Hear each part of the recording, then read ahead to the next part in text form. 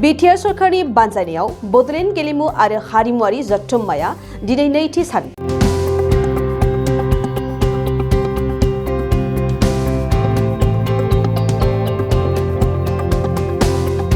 उदालगुरि जिल्लानि सिङाव थानाय बेरगाव गेलेमु लाइमोन गांखं आरो हारिमुआरि बिफान लोगोसे बिटिआर सरकारनि बानजायनायाव बेरगाव स्टेडियामनि गेलेग्रा फोथाराव सानथामनि मेहेरगोनां हाबाफारि लानानै बड'लेण्ड गेलेमु आरो हारिमुआरि जथुम्मानि दिनै नैथि सान। बे नैथि सानाव माखासे गेलेनाय बादायलायनाय हाबाफारिबो लानाय जादों। बे समाव मुंदांखा मेथाइ खनगिरि फुकन बर'आ खौरांगिरिनि सिगाङाव गोनां बाथ्रा फोरमायथिदों। गिबियावनो बयनिसिमबो आंनि अननाय आरो सिबिनाय खुलुमनाय बैसागु बोथोरनि बावहरबाय। जिहेतु बैसागु बोथोर फैगासिनो गोदान बोसोर होननानै जों जायखौ बर'फ्रा जों बर' माहारिफ्रा जों बेखौहाय फोरमायोबा जों बेखौ दिनैसिम मानिबोदों। आरो नोंथांमोननिसिम निउस मिडिया नोंथांमोनखौ जोबोद जोबोद साबायखर। नोंथांमोनाव मैयानिफ्राय नांबाय थादों बेवहाय हाबाफारियावहाय।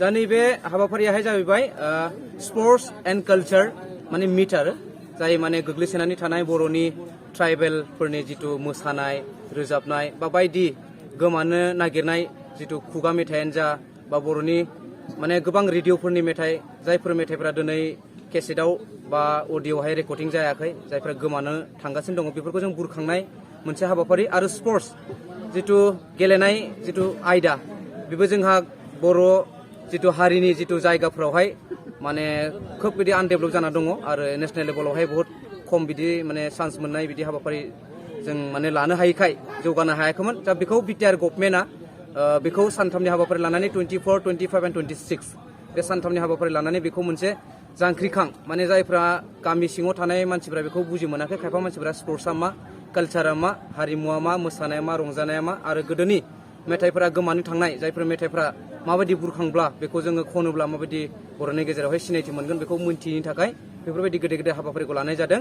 आरो बेखौनो जोङो साबायखर बावदों बिटिआर गभर्नमेन्टखौ जे बे हाबाफारिखौ जोंनि गेजेराव लाबोनायनि थाखाय आरो बे भेरगाव जिल्लानि बे भेरगाव ओनसोलावहाय लाबोनायनि थाखाय जोङो बिटिआर गभर्नमेन्टखौ जोङो गोसो गोरबोजों जोबोद जोबोद साबायखर बावदों।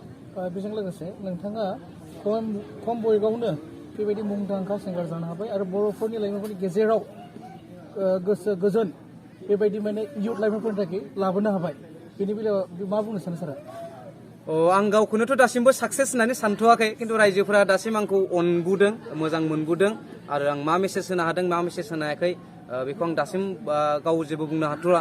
खिन्थु आंनिफ्राय बेनो मोनसे खावलायनाय जे बर' हारिया मोनसे गोग्गोम मोनसे हारिमु दङ। बेनो जाबाय गाननाय जोमनाय लांगा दख'ना गामसा आर'नाइ बायदि बायदि बेफोरजों लोगोसे जोंनि हारिमुवा जोबोद जोबोद सोमोन्दो दङ। आरो बिनिनो मोनसे बाहागो जों बैसागो जे बैसागोखौ जोङो सानफ्रोमबो माने प्रत्येक बोसोराव खुंनांगौ आरो प्रत्येक गामियावहाय बर' रायजो राजाफ्रा बैसागोखौ खुंनांगौ। अब्लासो जोंनि हारिमुवा थांनानै थागोन अब्लासो जोंनि हारिमुवा गोजौ लेभेलाव थांगोन मोनथिगोन जे बर' हारिमुवा बर' रायजो राजाफ्रा मा गानो मा गाननानै मा माने जोमनानै मा मेथाइ खनो मा देंखो होयो बेफोर गासिबो मिथिंगाजों गोरोबनाय।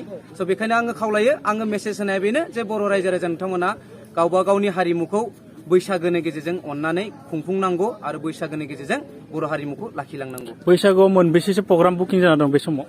बैसागुआवहाय आंहा देग्लाय खोब एडभान्स बुकिं जादों। मथा मथि दासिम जोङो 17टा 18टानि खाथियावहाय बारबाय 20टा जानो थांगासिनो दङ। दिनै मोननैसो कन्टेक्ट जाबाय 21टा जानोसै आंहा प्रग्रामाहाय। आरो बैसागुआवहाय आङो मात्र 31 डेज माने 31 सान जायो बैसागोआहाय आरो 9 दिनल' आं गेप्स दंबोयो दायो। थ' रायजो राजा नोंथांमोनखौ जुदि कन्टेक्ट खालामनो गोसोब्ला बे 9 दिननि गेजेरावनो नोंथांमोना आंखौ मोनसिगोन। आङो 21 दिना फिक्स जाखाबाय। स' बेखायनो आङो फैफिनदों देग्लायबो। आंनि बेना जाबाय ड्रिम्स बेन्ड उदालगुरि डिस्ट्रिक्टनिफ्राय आरो देग्लायबो जों साखाफारा जादों बैसागो बोथोरावहाय माने सिगांनि बोसोर बायदि जेबायदि रंजादोंमोन देग्लायबो जाहाथे रायजो राजा नोंथांमोनखौ बर' रायजो राजा नोंथांमोनखौ गामि गामि आं फिन लोगो मोनगोन होननानै आङो गोसो गोरबोनिफ्राय आङो खावलायनो नाजागासिनो। इण्डियान आइडल 2019 आङो स्टुडिअ' राउन्डसिमबो बम्बाइसिम थांदोंमोन। जिहेतु जोङो सलमान आली बे उइनार जादों मोनसे समाव जों एखेलेगे अडिसन होदोंमोन सलमान आली आं स्टुडिअ' राउन्डआवहाय आङो आउट जादों। बे स्टुडिअ' राउन्डआवहाय सलमान आलीया बारलांदोंमोन आंजों लोगोसे। आरो नै थांनाय दाखालि बय रितु रिबा नङा होमबा रितु रिबा बे अरुणाचलनि बिथाङा जों एखेलेगे अडिसन होदों बेखौबो जों गुवाहाटियावहाय थांनानै जों कलकातायाव एखेलेगे होदोंमोन। खिन्थु कलकातायावहाय आङो गानो गोनां जादों माने जेननो गोनां जादों। कलकातायावहाय रितु रिबाजों जों एखेलेगे होदोंमोन बे अडिसनखौहाय। रितु रिबाया देरहाबाय बिनि उनाव आं बिनि उनाव फैनो गोनां जाबाय।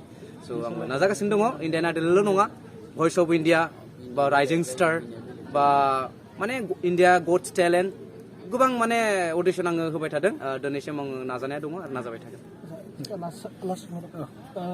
बिदिनो सार जों खोनानो मोनदों नोंथाङा नैबे फैबाय थानाय 2023 निफ्राय बै बैसागुनि थाखाय मोनसे गोदान मेथाइ रिलिज खालामदों आं नोंनाव खावलाय एसे खनना होगोन नामा बे मेथाइआ मा मेथाइ बियो शुटिं जागासिनो बियो शुटिंखौ गलाघाटआव लादों आदा सपन बिथाङा क'क्राझारनि बिथां आदाया बेखौ माने प्रडिउस माने करिय'ग्राफ खालामगोन होननानै खोनादों मेथाइआ निथामुनिजों आंजों खनदों आरो लिरदों बेखौ प्रसेनजित खाख्लारि होनाय बर'नि गोबां माने गेदेर सासे मेथाइ लिरगिरि जायनिखि गौतम आदा बिग्राय आदा सुलेखा आब' बिथांमोननि मेथाइखौ बिथाङा लिरबोबाय थादों गोदोनिफ्राय आरो दा आङो बिथांनि मेथाइखौ खनदों स' मेथाइखौ एसेल' खोनासंनोसै आङो बारा गोसोआवबो गैया स्टुडिअ'आवसो खनदों नालाय बोथोर गोदाननि रंजालि सिखोला देलै मोसालै बायदेम सुदे बोथोर गोदाननि रंजालि सिख्लाफोर देलै मोसालै बायदेम सुदे थेंक इउ आं बेखिनिखौनो गोसो दङ मेथाइखौ थेंक इउ गोजोनबाय गय गायग्रा आबादारिफोरनि थाखाय मोनसे मोजां खौरां थापा नार्सारियाव मोननो हागोन जाखांफु लाइमोनफोरजों बानायजानाय हाजो आरो हायेनावबो गायजानाय अर्गेनिक गय फुलि थापा नार्सारियाव अर्गेनिक आदबजों बानायजानाय मोजाङैनो खिलिखांनाय गासै 20,000सो गेरेमसा गय फुलिफोर दं बारा नङा फांसेयाव 60 रां होनानैनो नोंथांमोना गय फुलिखौ बायना लांनो हागोन बुरजा लाङोब्ला खमायनायनि सुबिदाबो मोननो हागोन